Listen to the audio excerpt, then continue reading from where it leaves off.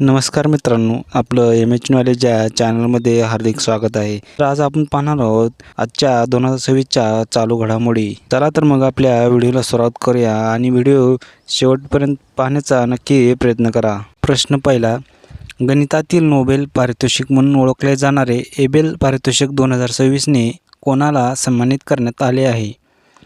तर मित्रांनो, एबेल पारितोषिक 2026ने गेर्ड फॉलिंग्टन्स यांना सन्मानित करण्यात आले आहे. गणितातील नोबेल पारितोषिक म्हणून ओळखल्या जाणाऱ्या एबेल पारितोषिक 2026ने जर्मन गणितज्ञ गेर्ड फॉलिंग्टन्स यांना सन्मानित करण्यात आले आहे. ते संख्या सिद्धांत म्हणजेच नंबर थेरी आणि अरिथमेटिक जिओमेट्री मधील मोठ्या योगदानासाठी ओळखले जातात. त्यांनी दीर्घकाळ अनुत्तरित असलेल्या डायफॉन्स्टाईन समीकरणावर महत्त्वाचे संशोधन केले आहे. प्रश्न क्रमांक दुसरा, क्यूएस वर्ल्ड युनिव्हर्सिटी रँकिंग 2026मध्ये कोणती भारतीय संस्था पहिल्या स्थानावर विद्यापीठ म्हणून गणली गेली आहे?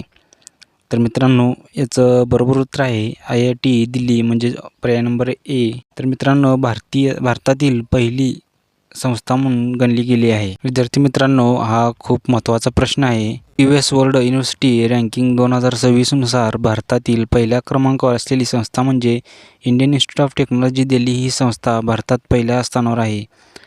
जागतिक क्रमानुसार या संस्थाचा 123वा नंबर आहे. म्हणजेच क्यूएस वर्ल्ड युनिव्हर्सिटी रँकिंग 2026मध्ये भारतातील सर्वोच्च विद्यापीठ म्हणून IIT दिल्लीला मानांकन मिळाले आहे. क्यूएस वर्ल्ड युनिव्हर्सिटी रँकिंग 2026मध्ये जगात पहिल्या क्रमांकावर असलेले विद्यापीठ आहे Massachusetts institute of technology MIT, म्हणजे देश अमेरिका येथे आहे. प्रश्न तिसरा आहे, ऊर्जा संकटाच्या वेळी युरोपियन युनियनमध्ये इंधन शीतवाटप लागू करणारा पहिला देश कोणता बनला आहे? तर मित्रांनो, विद्यार्थी मित्रांनो, ऊर्जा संकटाच्या वेळी युरोपियन युनियनमध्ये इंधन शीतवाटप लागू करणारा पहिला देश हा स्लोव्हेनिया हा बनला आहे. प्रश्न चौथा, वन उत्पादनासाठी प्रमाणपत्र मिळवणारे भारतातील पहिले राज्य कोणते ठरणार आहे? तर मित्रांनो, याचे बरोबर उत्तर असेल पर्याय number A, Andhra Pradesh. One उत्पादनासाठी प्रमाणपत्र मिळवणारे भारतातील पहिले राज्य हे आंध्र प्रदेश ठरणार आहे. प्रमाण म्हणजेच प्रोग्राम ऑफ फॉरेस्ट सर्टिफिकेट. प्रमाणपत्र मिळवणारे भारतातील पहिले राज्य आंध्र प्रदेश आहे. प्रमाण म्हणजेच वन उत्पादनाचे प्रमाणन. उद्देश काय असेल मित्रांनो? शाश्वत, म्हणजे सस्टेनेबल वन व्यवस्थापन. प्रश्न 6वा, 69वा अखिल भारतीय पोलीस कर्तव्य मेळावा कोठे होईल? तर मित्रांनो, विद्यार्थी मित्रांनो, 69वा अखिल भारतीय पोलीस कर्तव्य मेळावा हा महाराष्ट्रातील नागपूर येथे होईल. 69वा अखिल भारतीय पोलीस कर्तव्य मेळावा हा नागपूर येथे आयोजित करण्यात आला आहे. याचा कालावधी जो असेल विद्यार्थी मित्रांनो, तो 29 मार्च ते 3 एप्रिल 2026 इतका असेल. याचे आयोजक असतील महाराष्ट्र.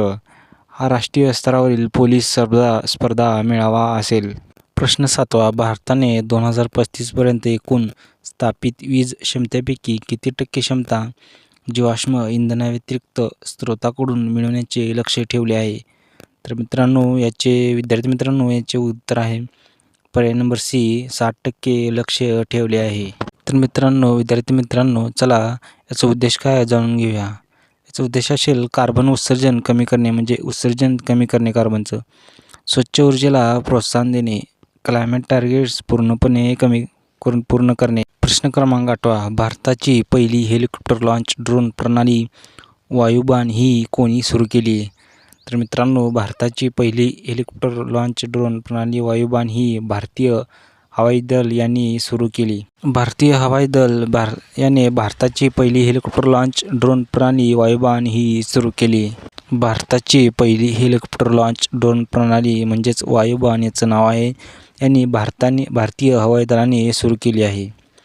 वायुबाण ही प्रगतशील ड्रोन प्रणाली आहे. हेलिकॉप्टरमधून थेट ड्रोन लॉन्च करण्याची क्षमता लष्करी ऑपरेशन अधिक वेगवान आणि सुरक्षित बनवते. प्रश्न 9वा, महिला आणि तृतीयपंथी व्यक्तींना स्वयंरोजगार देण्यासाठी दुर्गा योजना कोणी सुरू केली? तर मित्रांनो, विद्यार्थी मित्रांनो, दुर्गा योजना ही दिल्ली या राज्याने सुरू केली. तर विद्यार्थी मित्रांनो, दिल्ली या राज्याने ही दुर्गा योजना कशासाठी सुरू केली? तर महिला आणि तृतीयपंथी व्यक्तींना स्वयंरोजगार देण्यासाठी दुर्गा योजना ही सुरू केली. महिला आणि तृतीयपंथी व्यक्तींना स्वयंरोजगारासाठी प्रोत्साहन तसेच आर्थिक मदत, प्रशिक्षण आणि व्यवसाय सुरू करण्यासाठी सहाय्य करणे.